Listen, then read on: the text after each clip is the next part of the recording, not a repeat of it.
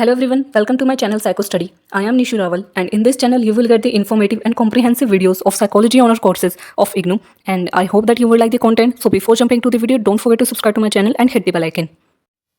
Hello everyone, welcome back to my channel. तो इस video में हम बीपीसीसी 110 की यूनिट 7 के सेकंड पार्ट को स्टार्ट करेंगे, application of social psychology to community and legal system. तो सबसे पहले फर्स्ट पार्ट में हमने कम्युनिटी के कंसेप्ट को समझा था कि कम्युनिटी क्या होती है, कितने टाइप्स की कम्युनिटी होती है, ठीक है, क्या क्या प्रॉब्लम्स हमें फेस करनी पड़ती है और क्या इंपॉर्टेंस होती है कम्युनिटी की, ये सब हमने कवर कर लिया था। सेकेंड पार्ट में अब हम पढ़ेंगे कि क्या किस तरीके से हम सोशल साइकोलॉजी को अप्लाई करते हैं कम्युनिटी पर, कि कम्युनिटी के लेवल पर सोशल साइकोलॉजी किस तरीके से अप्लाई करी जा सकती है। तो वो हम पढ़ेंगे। तो स्टार्ट करते हैं application of social psychology to community. तो स्टार्ट करते हैं application of social psychology to community. तो जो कम्युनिटी साइकोलॉजिस्ट होते हैं, कम्युनिटी साइकोलॉजी में हमारा मेन फोकस होता है ये समझना कि एक कम्युनिटी में या फिर सोसाइटी में रहने वाले जो इंडिविजुअल्स हैं, जितने भी लोग हैं, वो किस तरीके से एक दूसरे से रिलेट करते हैं, और हमारा फोकस होता है कि हम उनकी क्वालिटी ऑफ लाइफ को इम्प्रूव कर सकें। ये मेन फोकस होता है कम्युनिटी साइकोलॉजिस्ट का, कि कम्युनिटी में किस तरीके से लोग एक दूसरे से रिलेट करते हैं और किस तरीके से उनकी क्वालिटी ऑफ लाइफ को और ज़्यादा इंप्रूव करा जाता है। इसको समझना, पढ़ना, इसके रिगार्डिंग जो है रिसर्च करना और कुछ एक्शंस लेने, ये हमारा मेन गोल होता है एज अ कम्युनिटी साइकोलॉजिस्ट। अब हम पढ़ेंगे कि क्या की वैल्यूज़ और अप्रोचेस कम्युनिटी साइकोलॉजी में यूज़ करी जाती हैं, ठीक है, क्या की वैल्यूज़ और क्या अप्रोचेस यूज़ करी जाती हैं कम्युनिटी साइकोलॉजी में। तो सबसे पहले तो है इसमें sense of community. Sense of community क्या है? Feeling of belongingness and membership, कि कोई भी इंडिविजुअल है, हम अपनी कम्युनिटी से कितना कनेक्टेड फील करते हैं, कि हम क्या सच में मानते हैं, खुद से मानते हैं कि हम उस कम्युनिटी से बिलोंग करते हैं फिर नहीं करते हैं, हम उस कम्युनिटी के मेंबर्स हैं या फिर नहीं, हम खुद से क्या परसीव करते हैं, उसे सेंस ऑफ कम्युनिटी कहा जा रहा है, सेंस ऑफ बिलोंगिंगनेस कहा जा रहा है अपनी कम्युनिटी से। अब इसके कैरेक्टरिस्टिक्स होते हैं कि हम एक दूसरे पे इंटरडिपेंडेंट होते हैं और कम्युनिटी के जो दूसरे मेंबर्स हैं उनसे अटैच्ड होते हैं। अब आप अपनी लाइफ के सारे ही काम, ठीक है, एक एक काम अपनी लाइफ का खुद से नहीं कर सकते। अगर आपको कोई प्रोडक्ट खरीदना है, उसके लिए पैसे आप खुद से अर्न कर सकते हो, लेकिन किसी और इंसान ने वो प्रोडक्ट बनाया होगा, फिर कोई और उसको जो है सेल कर रहा होगा, फिर आपने उस प्रोडक्ट को खरीदा। लेकिन अगर उस प्रोडक्ट को बनाने से लेकर के एंड तक का काम, सारा काम आप अकेले खुद से नहीं कर सकते, आपको दूसरे लोगों की ज़रूरत पड़ती है अपनी लाइफ में, तभी ह्यूमंस को सोशल एनिमल्स कहा जाता है। तो एक कम्युनिटी में रह करके हम एक दूसरे पर इंटरडिपेंडेंट होते हैं, साथ में हम दूसरी कम्युनिटी से कितने ज़्यादा अटैच्ड होते हैं, उसे हम सेंस ऑफ कम्युनिटी कहते हैं। अब है एक इकोलॉजिकल पर्सपेक्टिव, हमें समझना है इकोलॉजिकल पर्सपेक्टिव क्या बोलता है, कि हमारा इधर फोकस होता है fit between individuals and their environment, कि हमारा एनवायरनमेंट हम लोगों के लिए कितना यूज़फुल है, हम उस एनवायरनमेंट में फिट हो पा रहे हैं या फिर नहीं हो पा रहे हैं। हो सकता है कि कोई एक स्कूल है, ठीक है, अब स्कूल में कोई एक बच्चा ऐसा है जो पहले बहुत ही एवरेज लेवल के स्कूल में पढ़ता था, फिर एकदम से उसके पेरेंट्स ने उठा करके उससे बहुत ही ए ग्रेड स्कूल में उसका एडमिशन करवा दिया। तो यहाँ पर क्या होगा कि वो बच्चा उस एनवायरनमेंट में, उस न्यू एनवायरनमेंट में इतना जल्दी अडेप्ट नहीं कर पाएगा, ठीक है, उसको काफ़ी प्रॉब्लम हो सकती है और हो सकता है कि वो उसमें एडजस्ट ही ना हो पाए, उसके फ्रेंड्स उधर नहीं है, या फिर पहले के स्कूल में उसको इतनी उसकी जो लैंग्वेज थी वो काफ़ी सिंपल वो लैंग्वेज यूज़ कर सकता था, वहाँ पर उसके जो दूसरे स्टूडेंट्स हैं नए स्कूल में, न्यू एडमिशन जिधर उसका हुआ है काफ़ी ए ग्रेड स्कूल में, हाई लेवल स्कूल में, तो हो सकता है वो एनवायरनमेंट में उसके लिए सूटेबल ना हो। तो एक इंडिविजुअल और एनवायरनमेंट के बीच का जो ये फिट होता है, इस पे हमारा मेन फोकस होता है इकोलॉजिकल पर्सपेक्टिव का। इसकी वजह से बहुत सारे इश्यूज आ सकते हैं मल्टीपल लेवल्स पे, क्योंकि वो बच्चा जो नए स्कूल में जिसका एडमिशन हुआ है, हो सकता है उसके उधर कोई फ्रेंड्स ना बने, या फिर उधर उसको काफ़ी बुली करा जाता हो, या फिर वो किसी से भी कुछ कनेक्ट ना फील कर पाता हो, उसकी कोई कम्युनिटी बने ही ना, सेंस ऑफ कम्युनिटी या सेंस ऑफ बिलोंगिंगनेस उसे किसी भी मेंबर से, किसी भी स्टूडेंट्स के साथ फील ना हो पाए। तो ये कुछ इशूज़ होते हैं जो फेस करने पड़ते हैं। इकोलॉजिकल पर्सपेक्टिव को हम इधर समझ ही इस वजह से रहे हैं क्योंकि हमारी जो कम्युनिटी है वो हमें काफ़ी ज़्यादा इन्फ्लुएंस करती है। तो अगर मैं अपनी कम्युनिटी से कोई कनेक्शन ना फील करूँ, ठीक है, अगर मैंने कहीं अपना एरिया चेंज करा है, कि मैं इंडिया से कहीं और शिफ्ट हो गई हूँ, ठीक है, किसी दूसरी कंट्री में, और मैं उस एनवायरनमेंट में फिट ही नहीं हो पा रही हूँ, मैं उधर से किसी से भी कनेक्टेडनेस फील नहीं कर पा रही, बिलोंगिंगनेस फील नहीं कर पा रही, तो उसका बहुत ज़्यादा इन्फ्लुएंस, बहुत ज़्यादा नेगेटिव अफेक्ट मेरे ऊपर भी आएगा। तो इस चीज़ को समझना, इसको हम कहते हैं इकोलॉजिकल पर्सपेक्टिव। अब जो कम्युनिटी साइकोलॉजिस्ट होते हैं उनका काम होता है promotion of wellbeing and prevention of problems, कि हमारी जो फिजिकल या फिर साइकोलॉजिकल जितनी भी प्रॉब्लम्स हैं उन सब पे हमारा मेन फोकस होता है कि वो किस तरीके से और एनहांस हो सके हमारा फिजिकल और मेंटल वेलबींग, और साथ में हमारी प्रॉब्लम्स किस तरीके से सोल्व हो सके, और कैसे जो प्रॉब्लम्स होती है वो इंडिविजुअल्स को नेगेटिवली अफेक्ट करती है और उससे किस तरीके से ठीक करा जा सकता है, उसको किस तरीके से प्रिवेंशन हो सकता है, ये चीज़ पे मेन फोकस होता है कम्युनिटी साइकोलॉजी में। और रिस्पेक्ट फॉर डाइवर्सिटी, अगर हमें कम्युनिटी में रहते हैं, ठीक है, और अगर हमें हमारी जो फिजिकल या फिर मेंटल वेलबींग है वो हमें अच्छी चाहिए, तो हमें जो डाइवर्सिटी है उसकी रिस्पेक्ट करनी पड़ेगी, कि हमें कम्युनिटी में रहते हैं तो डिफरेंट कास्ट और रिलीजन या फिर नेशनलिटी के लोग एक साथ रह सकते हैं। तो उस एनवायरनमेंट में जो एक दूसरे की रिस्पेक्ट करना, इंडिविजुअल्स एक दूसरे की रिस्पेक्ट करें, डाइवर्सिटी की रिस्पेक्ट करें, एक दूसरे के रिचुअल्स और फेस्टिवल्स सबकी रिस्पेक्ट करें, वो काफ़ी ज़्यादा इंपॉर्टेंट होता है। फिर आ जाता है इसमें सोशल जस्टिस। हम कम्युनिटी साइकोलॉजी के अंदर सोशल जस्टिस के बारे में भी पढ़ते हैं। क्यों पढ़ते हैं? क्योंकि जब कम्युनिटी में रह रहे हैं तो लोगों को लीगली रहना पड़ता है। ठीक है, आप कुछ भी गलत नहीं कर सकते। सारे जो रिसोर्सेज हैं वो सबको इक्वली डिस्ट्रीब्यूट होंगे।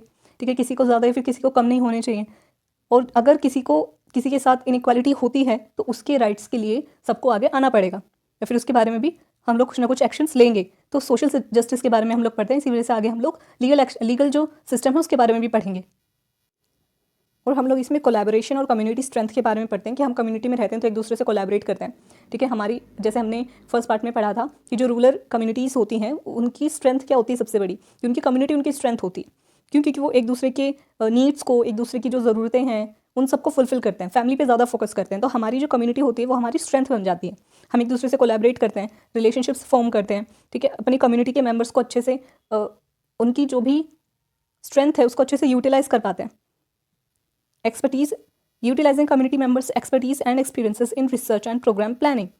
अब यहाँ पे क्या होता है कि जो कम्युनिटी साइकोलॉजिस्ट का काम जब क्या होता है कि पूरी कम्युनिटी के ऊपर उन्हें कुछ ना कुछ थियरीज या फिर कुछ ना कुछ एक्शंस उनको लेने होते हैं पूरी कम्युनिटी के लिए। तो यहाँ पे क्या करेंगे कि सिर्फ अपनी तरफ से वो रिसर्च नहीं करेंगे, बल्कि एक्टिव पार्टिसिपेशन होती है कम्युनिटीज़ के मेंबर्स की भी। तो उन्हें कम्युनिटी के मेंबर्स की जो एक्सपर्टीज़ है या फिर एक्सपीरियंसेस हैं उसका भी यूज़ करा जाता है रिसर्च में या फिर प्रोग्राम प्लानिंग में, कि कोई हम एक्शन प्रोग्राम बना रहे हैं तो उसकी प्लानिंग में भी उनका जो है उनको लिया जाता है, उनको इन्वॉल्व करा जाता है। तो ये कोलैबोरेशन और कम्युनिटी स्ट्रेंथ के बारे में हमने पढ़ा। कम्युनिटी साइकोलॉजी में नेक्स्ट क्या है कि हमें जब हम कोई रिसर्च प्रोग्राम बना रहे होते हैं, ठीक है, कोई रिसर्च कर रहे होते हैं, फिर कुछ ना कुछ प्रोग्राम हम लोग डेवलप कर रहे होते हैं, तो मेंबर्स की एक्टिव पार्टिसिपेशन भी काफ़ी ज़्यादा जरूरी हो जाते हैं। अगर कोई सोशल इशू है, ये कम्युनिटी साइकोलॉजिस्ट क्या करते हैं, पूरी कम्युनिटी की प्रॉब्लम को सॉल्व करेंगे। तो जब पूरी कम्युनिटी की प्रॉब्लम सॉल्व होगी तो उसमें कम्युनिटी के सब मेंबर्स का इन्वॉल्व होना है, फिर मोस्टली मेंबर्स का इन्वॉल्व होना जरूरी होता है। उनकी एक्टिव पार्टिसिपेशन जरूरी होती है कि अगर कुछ भी प्रॉब्लम है तो सबको मिलकर के उसका सोल्यूशन होना चाहिए, सब लोग मिलकर के उसका सोल्यूशन ढूंढते हैं। तो इनकरेज करते हैं सोशल साइकोलॉजिस्ट एक्टिव पार्टिसिपेशन के लिए, ताकि सोशल इशू एड्रेस करा जा सके, रिजोल्व हो सके। अब इसकी वजह से क्या होगा कि जो सिटीजन्स होंगे, जो मेंबर्स होंगे उस कम्युनिटी के, उन वो भी इनकरेज होंगे, ठीक है, वो भी इंस्पायर होंगे कि वो खुद की लाइफ के लिए कुछ कर रहे हैं, खुद के लिए स्टैंड ले रहे हैं। ये चीज़ उन्हें और ज़्यादा मोटिवेट करेगी और उनको इनकरेज करा जाता है ताकि वो अपनी लाइफ का कंट्रोल अपने हाथों में ले सके। तो ये काम भी कम्युनिटी साइकोलॉजिस्ट में होता है, साइकोलॉजिस्ट करते हैं, साइकोलॉजी में होता है। Social actions and bringing about social change. और जैसे कि सभी साइकोलॉजिस्ट का काम क्या होता है कि कुछ एक्शन लेना, वैसे कम्युनिटी साइकोलॉजिस्ट का काम क्या होता है, सोशल एक्शन लेना, कि कुछ ना कुछ चेंज लेकर के आना सोसाइटी में, एक पॉजिटिव चेंज लेकर के आना सोसाइटी में, सोशल इश्यूज़ को रिसोल्व करना अपने एक्शंस के थ्रू। ये काम होता है कम्युनिटी साइकोलॉजिस्ट का। अब इसके लिए हम लोग अपनी खुद की कोई सोच या फिर खुद से अपनी सब्जेक्टिविटी की इन्वॉल्वमेंट इधर नहीं होती है। हम लोग क्या करते हैं, रिसर्च करते हैं, एम्पेरिकल मेथड्स का यूज़ करा जाता है। वही हमारा लास्ट पॉइंट है कि कम्युनिटी साइकोलॉजिस्ट क्या करते हैं, एम्पेरिकल ग्राउंडिंग इधर होती है कि हम रिसर्च या फिर एम्पेरिकल जो मेथड्स हैं उनका यूज़ करते हैं सोशल इशूज़ को समझने के लिए और उन्हें रिजोल्व करने के लिए, उनका सोल्यूशन ढूंढने के लिए। तो ये हमने पढ़ा कि क्या की वैल्यूज़ और क्या अप्रोचेस हम लोग कम्युनिटी साइकोलॉजी में पढ़ते हैं, क्या इनकी की वैल्यूज़ और अप्रोचेस होती है। हमने कम्युनिटी सेंस ऑफ कम्युनिटी के बारे में पढ़ा, क्योंकि कैसे सेंस ऑफ कम्युनिटी इंक्रीज होगी वो भी हम आगे पढ़ेंगे। फिर हमने इकोलॉजिकल पर्सपेक्टिव को समझा, इकोलॉजिकल पर्सपेक्टिव क्या होता है, क्योंकि जब हम कम्युनिटी में रहते हैं तो वो कम्युनिटी हमें अफेक्ट करती है। तो हमारे इंडिविजुअल, किसी एक अकेले इंडिविजुअल का, उसके कम्युनिटी का, उसके एनवायरनमेंट का जो फिट है वो ज़रूरी है, वो इंपॉर्टेंस रखता है। कि अगर कोई इंडिविजुअल है वो गलत एनवायरनमेंट में है तो भी वो उसे अफेक्ट करेगा काफ़ी ज़्यादा।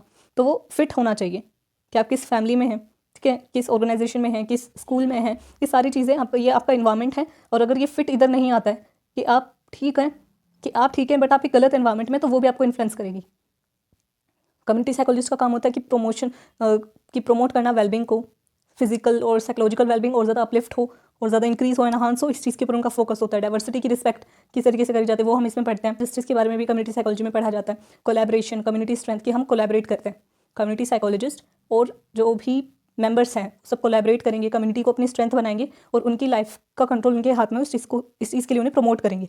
पार्टिसिपेशन होता है, जो कम्युनिटी के मेंबर्स होते हैं सबका रिसर्च में या फिर अपने लिए सोल्यूशन ढूंढने में, सोशल इश्यूज़ को एड्रेस करने में उनका भी एक्टिव पार्टिसिपेशन होती है। और एक पॉजिटिव सोशल चेंज लेकर के आना होता है। और इसके लिए हम लोग एम्पिरिकल मेथड्स का यूज़ करते हैं कम्युनिटी साइकोलॉजी में। अब हम पढ़ेंगे एनहांसिंग सेंस ऑफ कम्युनिटी। जैसे कि हमने स्टार्टिंग में पढ़ा कि सेंस ऑफ कम्युनिटी होनी चाहिए मेंबर्स के बीच में, आपस में एक दूसरे को लेकर के और अपनी कम्युनिटी को लेकर के कि हम इस कम्युनिटी का हिस्सा हैं, ये चीज़ होनी चाहिए। तो किस तरीके से ये एनहांस हो सकती है, सेंस ऑफ कम्युनिटी कैसे एनहांस हो सकती है? सोशल साइकोलॉजी का मेन फोकस 4 एलिमेंट्स पर होता है, ठीक है, सेंस ऑफ कम्युनिटी के। अगर हमें सेंस ऑफ कम्युनिटी इंक्रीज करनी है तो हमारा 4 चीज़ों पर फोकस होना चाहिए। First, membership, second, influence, third, interdependence, fourth, shared emotional connection. Membership क्या है? जैसे कि हमने पहले पढ़ा कि हम जो दूसरे मेंबर्स हैं उनके साथ कम्युनिकेट करें, ठीक है, इंटरेक्ट करें। अगर जियोग्राफिकल बाउंड्रीज ज़्यादा होंगी, communities have social and geographical boundaries. Social और जियोग्राफिकल बाउंड्रीज होते हैं। जियोग्राफिकल बाउंड्रीज जैसे कि अगर एक घर दूसरे घर से, ठीक है, एक कोई होम है, वो दूसरे घर से बहुत ज़्यादा डिस्टेंस पर है, तो वहाँ पे क्या होगा कि जो जियोग्राफिकल बाउंड्रीज है वो बहुत ज़्यादा है। सोशल बाउंड्रीज की हम दूसरे लोगों से इतना ज़्यादा कम्युनिकेट नहीं कर पाते, कि जो लोग शहरों में रहते हैं, बड़े बड़े शहरों में, फिर फ्लैट्स वगैरह में एक दूसरे से इतना ज़्यादा कम्युनिकेट नहीं करते। बाउंड्रीज उन्होंने सोशल बाउंड्रीज बना करके रखी हुई होती है। तो ऐसी कुछ सोशल बाउंड्रीज और जियोग्राफिकल बाउंड्रीज होती हैं जो सेंस ऑफ कम्युनिटी को कम कर सकती हैं। तो इन जियोग्राफिकल बाउंड्रीज या फिर सोशल बाउंड्रीज को अगर हम कम करते हैं, थोड़ा सा कम करते हैं, तो इससे भी सेंस ऑफ कम्युनिटी इंक्रीज हो सकती है। एक कोई एरिया है, ठीक है, अगर वहाँ पे एक घर दूसरे घर से बहुत ज़्यादा दूर है, तो वहाँ पर क्या होगा कि आपको सेंस ऑफ मेंबरशिप कि हम इस कम्युनिटी का हिस्सा हैं भी या फिर नहीं, ये चीज़ में डाउट होता है। तो अगर काफ़ी क्लोजनेस हो, प्रॉक्सिमिटी हो और बाउंड्रीज कम हो, तो उसकी वजह से हमें सेंस ऑफ बिलोंगिंगनेस फील होती है कि हाँ हम इस कम्युनिटी के साथ हैं। इंटरेक्शन ज़्यादा होता है, वो इंडिविजुअल्स को मोटिवेट करता है कि हम भी अपनी कम्युनिटी के बेनिफिट्स के लिए, सोसाइटी के लिए कुछ ना कुछ करें, अपनी कम्युनिटी के लिए, अपने एरिया के लिए कुछ ना कुछ करें, अपने मेंबर्स के लिए कुछ ना कुछ करें। तो ये मेंबरशिप होनी चाहिए। अगर मेंबरशिप इंक्रीज़ करते हैं तो सेंस ऑफ कम्युनिटी भी इंक्रीज़ हो जाती है। सेकेंड है इन्फ्लुएंस, कि जो कम्युनिटी होती है उसके पास एक पावर होती है कि वो लोगों को इन्फ्लुएंस कर सकती है। कम्युनिटी में रहने वाले जो दूसरे लोग हैं उसको भी इन्फ्लुएंस करते हैं, और हम जो इंडिविजुअल्स हैं हम भी पूरी कम्युनिटी को इन्फ्लुएंस करते हैं। और जो मेंबर्स ऐसे होते हैं, जो इंडिविजुअल्स ऐसे होते हैं जो अपने कम्युनिटी से, जिसको कि कम्युनिटी ऐसा फील करवाती है कि वो बहुत ज़्यादा वैल्यूएबल हैं, कम्युनिटी के लिए बहुत ज़्यादा वैल्यूएबल हैं, इंपॉर्टेंस रखते हैं, तो वो कम्युनिटी के लिए उधर सेंस ऑफ कम्युनिटी और ज़्यादा इंक्रीज़ हो जाती है। सेंस ऑफ बिलोंगिंगनेस स्ट्रॉन्ग होती है, इंक्रीज़ होती है काफ़ी ज़्यादा। तो उसकी वजह से भी कि कम्युनिटी इस वजह से इस तरीके से इन्फ्लुएंस करते हैं हर एक इंडिविजुअल को, हर एक पर्सन को, तो उसकी वजह से क्या होगा, सेंस ऑफ कम्युनिटी भी इंक्रीज़ होगी। कि जब कम्युनिटी मुझे ये फील करवा रही है कि मैं बहुत ज़्यादा इंपॉर्टेंट हूँ अपनी कम्युनिटी के लिए, तो मैं भी एक sense of community, sense of belongingness उनके साथ फील करूँगी। तो सेकंड जो एलिमेंट हो गया वो हो गया इन्फ्लुएंस। फर्स्ट था मेंबरशिप, सेकंड हो गया इन्फ्लुएंस, थर्ड हो गया इंटरडिपेंडेंस। इंटरडिपेंडेंस क्या है कि वही जो हमने स्टार्टिंग में चीज़ें पढ़ी कि हर मेंबर एक दूसरे को इन्फ्लुएंस करता है। हम एक एरिया में रहते हैं तो हम सबको एक दूसरे से कुछ ना कुछ काम होता ही है, हम सबको एक दूसरे की मदद करनी पड़ती है। तो हम लोग क्या है, एक दूसरे पर डिपेंडेंट हैं, इंटरडिपेंडेंट है, एक दूसरे के ऊपर निर्भर हैं किसी ना किसी काम के लिए, ताकि हम एक दूसरे की जो बेसिक नीड्स हैं, किसी भी तरीके की नीड्स हैं, उन्हें फुलफिल कर सकें। हम रिसोर्सेज को शेयर करते हैं, गुड्स एंड सर्विसेज को शेयर करते हैं एक दूसरे के साथ, ताकि हम सबकी नीड्स फुलफिल हो सके। तो जब ये चीज़ें और ज़्यादा इंक्रीज़ होंगी तो उसकी वजह से भी सेंस ऑफ कम्युनिटी इंक्रीज़ होती है। लास्ट है शेयर्ड इमोशनल कनेक्शंस, कि अगर हम कम्युनिटी पे रहते हैं तो एक दूसरे से बातें करते हैं, अपने इमोशंस को शेयर करते हैं। कुछ भी फेस्टिवल्स होते हैं वो सब लोग हम लोग साथ में मनाते हैं, दिवाली, होली और भी बहुत सारे फेस्टिवल सब लोग हम क्या है साथ में मनाते हैं, अपने इमोशंस को शेयर करते हैं। सबके कुछ कल्चरल फैक्टर्स होते हैं, कल्चरल फेस्टिवल्स, या फिर जब हम एक कम्युनिटी में रहते हैं तो डिफरेंट डिफरेंट नेशंस के या फिर कास्ट के, रिलीजन के लोग हो सकते हैं, एक साथ रहते हैं। तो सबके डिफरेंट जो कल्चर्स हैं उसके बारे में हम बात करते हैं, एक दूसरे से रिलेट करते हैं और अपने इमोशंस को एक दूसरे के साथ शेयर करते हैं और एक स्ट्रॉन्ग इमोशनल बॉन्ड बिल्ड करते हैं। और जितना ज़्यादा इमोशनल कनेक्शन बढ़ता जाता है उसकी वजह से भी सेंस ऑफ बिलोंगिंगनेस इंक्रीज होती है और सेंस ऑफ कम्युनिटी भी इंक्रीज होती जाती है, एनहांस होती है। तो ये हमने पढ़ा एनहांसिंग सेंस ऑफ कम्युनिटी की, किस तरीके से सेंस ऑफ कम्युनिटी को एनहांस करा जा सकता है, 4 फैक्टर्स के थ्रू, 4 एलिमेंट्स के through: membership, influence, interdependence, shared emotional connections. Next इसमें टॉपिक आ जाता है डी इंडिविजुएशन। डी इंडिविजुएशन के बारे में हमने 107 में सोशल साइकोलॉजी में भी काफ़ी पढ़ा था कि डी इंडिविजुएशन क्या होता है। ग्रुप वाले चैप्टर में हमने पढ़ा था लास्ट में। तो यहाँ पर होता क्या है, लॉस ऑफ सेल्फ अवेयरनेस, कि हम अपनी सेल्फ अवेयरनेस को खो देते हैं, अपनी इंडिविजुअलिटी को खो देते हैं जब हम बहुत ज़्यादा भीड़ में होते हैं, ठीक है, किसी क्राउडेड प्लेस पर होते हैं, फिर ओवर स्टिमुलेशन की वजह से। ओवर स्टिमुलेशन क्या हुआ कि अगर आप ट्रैफिक में हो, सारी जगह से जो है हॉर्न्स बज रहे हैं, काफ़ी पोल्यूशन हो रहा है, ठीक है, अगर आप कार में बैठे हैं और कार में आपकी फैमिली वो आपस में लड़ रही है, ठीक है, और भी बहुत सारी चीज़ें हो सकती हैं। तो इस ओवर स्टिमुलेशन की वजह से क्या होता है, सेंस ऑफ सेल्फ, जो हमारी सेल्फ अवेयरनेस होती है वो हम खो देते हैं थोड़े टाइम के लिए, जब हम किसी क्राउडेड प्लेस में होते हैं उस तरीके से भी, और हम वही काम करने लग जाते हैं जो दूसरे लोग कर रहे होते हैं हमारे आसपास। अगर सब चीख रहे हैं, चिल्ला रहे हैं, लड़ रहे हैं, तो हम भी वही करने लग जाते हैं। उसे सेल्फ अवेयरनेस का खोना कहते हैं, या फिर डी इंडिविजुएशन कहा जाता है। ये ओवरलोड की वजह से भी होता है, ओवर स्टिमुलेशन, और क्राउडेड प्लेस में जब हम होते हैं उस समय पर भी होता है। फॉर एग्जाम्पल अर्बन सिटीज़ में क्या होता है कि हम बहुत ज़्यादा स्ट्रेस फील करते हैं और हम उस एनवायरनमेंट में फिट नहीं हो पाते। कोई भी बहुत ज़्यादा टाइम तक किसी क्राउडेड प्लेस में या फिर ट्रैफिक में रहना तो बिल्कुल पसंद नहीं करता, हमें वो एनवायरनमेंट फिट ही नहीं हो पाता, हम लोग उस एनवायरनमेंट में फिट नहीं हो पाते। कोई भी उस एनवायरनमेंट में रहना नहीं चाहेगा कि जिधर हमेशा 24 घंटे शोर होता रहता हो। तो उसकी वजह से क्या होता है कि हम अपनी सेल्फ अवेयरनेस को खो देते हैं। अब यहाँ पे मिलग्राम की एक ऑब्जर्वेशन मिलग्राम ने करी थी, जिसमें उन्होंने देखा कि हम लोग क्या करते हैं, सोशल सिचुएशंस को अवॉइड करने लग जाते हैं। कुछ जो लोग इंट्रोवर्ट होते हैं वो अवॉइड करते हैं किसी ऐसी सोशल सेटिंग्स में जाना, शादियों में जाना या फिर और भी कहीं जहाँ पर लोग बहुत ज़्यादा हों, क्योंकि उनके लिए वो अराउजल बहुत ज़्यादा इंक्रीज़ हो जाता है, उनको घबराहट फील होनी स्टार्ट हो जाती है, तो वो अवॉइड करते हैं सोशल इंटरेक्शन को। या सोशल सिचुएशंस को। तो मिलग्राम ने भी ऐसी ऑब्जर्वेशन करी थी जिसमें उन्होंने देखा कि ऐसी ओवर स्टिमुलेशन को अवॉइड करने के चक्कर में हम लोग क्या है, सोशल होना बंद कर देते हैं, लोगों से बातचीत करना बंद कर देते हैं, कहीं ऐसी जगह पे जाना बंद कर देते हैं जहाँ पर बहुत सारे लोग हो सकते हैं। और हम लोग क्या करते हैं कि हम अपने टास्क को प्रायोरिटाइज करना स्टार्ट कर देते हैं। तो जो लो प्रायोरिटी टास्क होते हैं उनको हम सीधा इग्नोर कर देते हैं, ये हम करते हैं। और एटीएम क्या है, ऑटोमेशन रिड्यूसिंग सोशल इंटरेक्शन। कि अब क्या होता है कि ये करते करते जब हम ये कॉन्शियस लेवल पे कर रहे थे कि सोशल सिचुएशंस को अवॉइड करेंगे, क्योंकि हम लोग खो जाते हैं, है ना। डी इंडिविजुएशन एक तरीके से क्या हो गया कि अपनी आइडेंटिटी को खो देना एक तरीके से। तो हम पहले तो जानबूझ करके ये काम को कर रहे होते हैं और धीरे धीरे ये क्या हो जाता है, ऑटोमेशन में चला जाता है। यानी कि अपने आप हम जो है सोशल इंटरेक्शन को रिड्यूस करने लग जाते हैं, लोगों से मिलना बंद कर देते हैं, अपने लिए बैरियर्स बना के खड़े कर देते हैं और सोशल इंटरेक्शन को भी अवॉइड करते हैं। और हम क्या करते हैं, अपनी सेंस ऑफ रिस्पॉन्सिबिलिटी, हमारी इंडिविजुअल रिस्पॉन्सिबिलिटी क्या है, उसको भी रिड्यूस कर देते हैं। हमें लगता है हमारी वजह से तो ऐसा कुछ हो ही नहीं रहा ना, हम नहीं करेंगे, हमारी कोई गलती नहीं है, जैसा सब लोग कर रहे थे हमने उस तरीके से करा। वो डी इंडिविजुएशन होता है और उसको हम लोग अवॉइड करने की कोशिश करते हैं। तो ये हुआ डी इंडिविजुएशन। अब ये हम इधर क्यों पढ़ रहे हैं, क्योंकि हम लोग कम्युनिटी के बारे में पढ़ रहे हैं और कम्युनिटी में सेंस ऑफ कम्युनिटी को इंक्रीज़ करना ज़रूरी है ताकि मेंबरशिप बनी रहे, ताकि हम लोग बिलोंगिंगनेस हमारी बनी रहे और सोशल और साइकोलॉजिकल वेलबिंग हमारा मेंटेन रहे। लेकिन कई बार क्या होता है, जब हम कम्युनिटी में बहुत सारे लोगों के साथ होते हैं तो हम अपनी इंडिविजुअल सोच जो हमारी है कि हमें क्या सही लगता है, हमें क्या गलत लगता है, वो हम खो देते हैं। जैसे मॉब लिंचिंग के बारे में आपने सुना होगा, उसमें भी क्या होता है कि बहुत सारे लोग मिलकर के अगर किसी को मारे या फिर कुछ गलत करे तो जो भीड़ के दूसरे लोग हैं, ठीक है, अगर हम बिल्कुल अकेले होते सो मे बी चांसेस हैं कि हम उस काम को ना करते, बट सब लोग वो काम कर रहे थे और हम भी उन्हीं के साथ साथ उस काम को करने लग गए, किसी को मारने लग गए या फिर कुछ भी ऐसा काम करने लगे जो हम लोग अकेले होते तो ना करते। लेकिन अब हम क्राउड इतनी ज़्यादा थी उसकी वजह से या फिर ओवर स्टिमुलेशन की वजह से इतना शोर शराबा कि आपको कुछ समझ में नहीं आया कि आपके साथ हो क्या रहा है, तो उस टाइम पर आपने कुछ एक्शन ले लिया जो आपको नहीं लेना चाहिए था। वो डी इंडिविजुएशन है। क्यों, वो किसकी वजह से हुआ, कि अपनी कम्युनिटी की वजह से, ठीक है, इतने लोग जो आपके आसपास हैं उसकी वजह से। तो उसको हम लोग क्या करते हैं, अवॉइड करने की कोशिश करते हैं कि हम ऐसे सोशल सेटिंग में ही नहीं जाएंगे, लोगों से इंटरेक्ट ही नहीं करेंगे। धीरे धीरे क्या होता है कि हमारी ऑटोमेशन में चल जाता है कि हमारा नेचर हो जाता है ऐसा कि हम अपने आप सोशल इंटरेक्शन को अवॉइड करना स्टार्ट कर देते हैं, कम्युनिटी से इंटरेक्ट करना बंद कर देते हैं। तो इस वजह से हमने डी इंडिविजुएशन के बारे में पढ़ा। नेक्स्ट आ जाता है diffusion of responsibility. Diffusion of responsibility क्या है, जो कि हमने बायस्टैंडर इफेक्ट में हमने पढ़ा था कि डिफ्यूजन ऑफ रिस्पॉन्सिबिलिटी कि हम सोच रहे हैं कि अगर आपके सामने कुछ भी गलत हो रहा है, ठीक है, आप किसी एरिया में अपने घर में रह रहे हैं, ठीक है, आपको बाहर से अपने घर के बाहर से आवाज़ें आ रही कि कोई चिल्ला रहा है। अब आपको पता है कि हाँ भी कोई चिल्ला रहा है तो कुछ ना कुछ तो गड़बड़ है, लेकिन अगर वो चिल्लाए जा रहा है और आप सोच रहे हैं कि यार मैं क्यों मदद करने जाऊँ, कोई और मदद कर देगा, कोई और कर देगा, और अगर आप अपनी विंडो से देख भी रहे हैं और आप देख रहे हैं यार कोई मदद करने नहीं आ रहा, तो ऐसा होता क्यों है, ये हमने बायस्टैंडर इफेक्ट में पढ़ा था। अगर आपको ये नहीं याद आ रहा है तो आपको एक बार 107 में जाकर के इसको अच्छे से पढ़ना पड़ेगा, तब आपको ये टॉपिक अच्छे से समझ में आएगा कि डिफ्यूजन ऑफ रिस्पॉन्सिबिलिटी क्या है।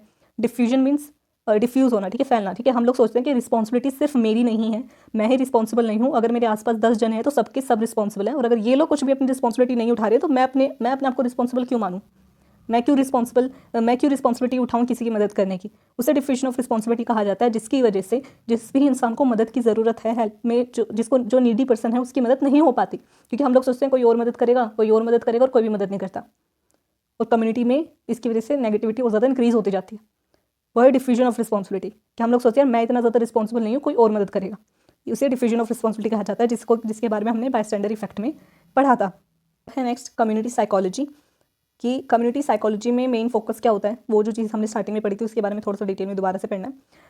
कम्युनिटी साइकोलॉजी का मेन फोकस होता है कि किसी भी कम्युनिटी में रहने वाले लोग कैसे एक दूसरे को, किसी भी इंडिविजुअल को, ठीक है, पूरी कम्युनिटी किसी भी एक इंडिविजुअल को किस तरीके से इन्फ्लुएंस करती है, फिर कोई एक इंडिविजुअल पूरी कम्युनिटी को कैसे इन्फ्लुएंस करता है, इसके बारे में हम लोग स्टडी करते हैं। यहाँ पे हम क्या डिसएडवांटेजेस और क्या एवर्सिव कंडीशंस हो सकते हैं, किस तरीके से किसी की मेंटल हेल्थ या वेलबींग खराब हो सकता है कम्युनिटी की वजह से, ठीक है, उसका एनवायरमेंट सही नहीं है उसकी वजह से, वो हम लोग स्टडी करते हैं। कम्युनिटी बेस्ड इंटरवेंशंस यहाँ पे डेवलप करी जाते हैं, क्योंकि कम्युनिटी साइकोलॉजी की बात हो रही है। जैसे कि बायोलॉजिकल जो बायोसाइकोलॉजी थी उसमें हम बायोलॉजिकल पर्सपेक्टिव को स्टडी करते हैं, ठीक है, और जो काउंसलिंग साइकोलॉजी होती है उसमें हम काउंसलिंग के ऊपर हमारा मेन फोकस होता है। स्कूल साइकोलॉजी में स्कूल के डायनामिक्स के ऊपर हमारा मेन फोकस होता है। वैसे कम्युनिटी साइकोलॉजी में जो इंटरवेंशंस डेवलप करी जाती हैं, जो भी स्ट्रैटेजीज या सॉल्यूशंस बनाए जाते हैं, फाइंडिंग्स होती हैं, वो किसके लिए होती है, कम्युनिटी बेस्ड होती है, कि पूरी कम्युनिटी के ऊपर वो अप्लाई करी जा सकती है। ऐसी होती है। फॉर एग्जाम्पल जैसे वर्ल्ड हेल्थ ऑर्गेनाइजेशन है, उन्होंने जो मेंटल हेल्थ एक्शन प्लान बनाए गए हैं वो पूरी कम्युनिटी के लिए हैं। World bank disease control priorities, ये सब एग्जांपल्स यहाँ पे बताए गए हैं कि इन सब का, ये सब जो भी एक्शन प्लान्स होते हैं ये किसके लिए होते हैं, पूरी कम्युनिटी के लिए, सब लोगों के लिए, मेजॉरिटी के लिए, किसी एक इंडिविजुअल के लिए, सबके लिए है। और जो इसकी बेनिफिट्स होते हैं कम्युनिटी साइकोलॉजी के, और जो भी इंटरवेंशंस होती है कि उसको ईजिली एक्सेसिबल होती है सबके लिए, ठीक है, पॉजिटिव आउटकम्स इसके निकल करके आते हैं, अफोर्डेबल होते हैं, ठीक है, सोशिएबल होते हैं, और जो ट्रीटमेंट होती है उसको सब लोग फॉलो करते हैं, एडहियर करते हैं, पालन करते हैं, सभी जो एक्शन प्लान्स हो गए उन सब का। मेंटल हेल्थ को प्रमोट करा जाता है कम्युनिटी साइकोलॉजी में कि सबको जो भी स्टिग्मास है अराउंड कम्युनिटी और किसी भी चीज़ को लेकर के उसको जो है ठीक करा जाता है, उसके बारे में जो है अवेयरनेस फैलाई जाती है, बताया जाता है सबको। कुछ अगर कहीं पर कोई नेचुरल डिजास्टर कहीं पर हुआ है तो वहाँ पर उन कम्युनिटीज़ के लिए जिस भी एरिया में वो हुआ है तो वहाँ पर उनके लिए अवेयरनेस प्रोग्राम्स या फिर कुछ भी हेल्प उनको, और कुछ भी एडवर्सिटी हुई है उसको रिजोल्व करा जाता है, उसको दोबारा से रिकवरी में उनकी हेल्प करी जाती है, सपोर्ट करा जाता है, डिसऑर्डर्स को प्रिवेंट करने में मदद करी जाती है। जैसे कोविड आया था तो वो सबके लिए था, ठीक है, वर्ल्ड लेवल पर था वो, तो उसको भी किस तरीके से अवेयरनेस उसके बारे में पहुंचाएगी सबके लिए, किसी एक इंडिविजुअल के नहीं, वो सबके लिए था। जो एक्शन प्लान्स उधर लिए गए, अवेयरनेस प्रोग्राम्स जो बनाए गए वो सबके लिए थे, ताकि सबकी मदद हो सके, ताकि जो भी डिसीज थी वो ठीक हो सके, उसको प्रिवेंट करा जा सके। तो ये कम्युनिटी साइकोलॉजिस्ट का फोकस होता है, और मेन फोकस इनका एक और होता है कि डाइवर्सिटी और सोशल चेंज। डाइवर्सिटी क्या है वो हमने पहले पढ़ा है कि डाइवर्सिटी क्या होती है पहले की यूनिट्स में, विभिन्नता, ठीक है, डिफरेंसेस जो हैं हर इंडिविजुअल के, वो डाइवर्सिटी कहा जा रहा है। और डाइवर्सिटी पे मेन फोकस होता है कि कम्युनिटी पे डिफरेंट एथनिक बैकग्राउंड के, डिफरेंट कल्चरल बैकग्राउंड के लोग एक साथ रह रहे होते हैं, तो डाइवर्सिटी होती है। तो डाइवर्सिटी की रिस्पेक्ट करी जाए, एक्सेप्टेंस हो, स्टिग्मास जो हैं एक दूसरे को लेकर के वो रिड्यूस हों, प्रेजुडिस, डिस्क्रिमिनेशन, इन सबको रिड्यूस करने पर फोकस होता है। इसके लिए रिसर्च और एक्शंस डेवलप करे जाते हैं, एक्शन प्लान्स। और सोशल चेंज लेकर के सोशल चेंज लाया जाता है। अब जो चेंज है वो 2 लेवल्स पर होता है, एक तो होता है फर्स्ट ऑर्डर चेंज और सेकंड होता है सेकंड ऑर्डर चेंज। तो ये 2 टाइप्स के चेंज होते हैं, 2 लेवल पर चेंज होता है। फर्स्ट ऑर्डर चेंज क्या है, encourage individual changes to prevent और फिक्स कम्युनिटी प्रोग्राम्स, कि हम इंडिविजुअल को चेंज करेंगे, इंडिविजुअल लेवल पर चेंजेस लेकर के आएंगे, तब जाकर के कम्युनिटी लेवल जो है ठीक होगा, यानी छोटे से बड़े की तरफ हम जा रहे हैं, वो फर्स्ट ऑर्डर चेंज हो गया। सेकंड ऑर्डर चेंज हो गया कि सोशल सिस्टम को हमें चेंज करना पड़ेगा, कि हमें गवर्नमेंट को ऐसे प्रोग्राम्स बनाने पड़ेंगे कि लोगों को चेंज होना पड़े। तो पहले सिस्टम चेंज होगा, सोशल सिस्टम चेंज होगा, जिससे कि ये मेक श्योर होगा कि जो इंडिविजुअल हैं वो एनवायरनमेंट में फिट हो सके, कि अगर सारी जो प्रायोरिटीज़ थी वो सिर्फ मेल्स को पहले दी जाती थी कि एजुकेशन की सारी जो फैसिलिटीज़ है वो सब सिर्फ मेल्स को दी जाएंगी, तो फैसिलिटीज़ ऐसी बनाए जाएँ, ऐसे इंस्टीट्यूशंस बनाए जाए जिसमें फीमेल्स को भी मौका मिले एजुकेशन गेन करने का, या फिर पहले वोट देने का अधिकार जो है वो फीमेल्स को नहीं था, तो वो सिस्टम में चेंज आना पड़ेगा, इंडिविजुअल लेवल पर चेंज नहीं बल्कि सिस्टम को चेंज करना पड़ेगा, तब वो प्रॉब्लम सॉल्व हो सकती है। तो ये हो गए 2 लेवल्स पे चेंजेस आते हैं, फर्स्ट ऑर्डर चेंज और सेकंड ऑर्डर चेंजेस। तो आज की वीडियो में इतना ही। आज हमने पढ़ा कि किस तरीके से हम सोशल साइकोलॉजी को अप्लाई करते हैं कम्युनिटी पर, ठीक है, कम्युनिटी पर। तो ये हमने जो फर्स्ट लेवल था हमारा, जो फर्स्ट पार्ट था कि किस तरीके से एप्लीकेशन हो सकती है सोशल साइकोलॉजी की कम्युनिटी पर, वो हमारा कवर हो गया। नेक्स्ट हम लोग लास्ट पार्ट में हम लोग पढ़ेंगे कि सोशल साइकोलॉजी को हम कैसे अप्लाई कर सकते हैं लीगल सिस्टम पर। तो आज की वीडियो में इतना ही। आई होप कि आपको वीडियो अच्छी लगी हो, सारी चीज़ें अच्छे से समझ